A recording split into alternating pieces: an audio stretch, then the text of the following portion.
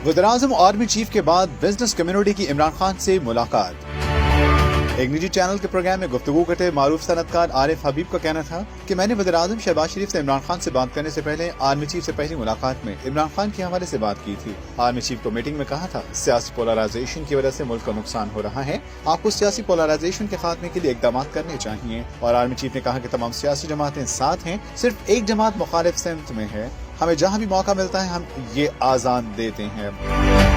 मुनीर फारूक ने सवाल किया, इमरान खान तो मुज़ाकरात के लिए तैयार नहीं है, क्या बिजनेस कम्युनिटी चाहती है कि उनका इमरान खान के साथ इंटरेक्शन करवाया जाए और वो इमरान खान को मुज़ाकरात के लिए राजी करने की कोशिश करें? क्या आपकी ऐसी कोशिश करने की कोई ख्वाहिश है?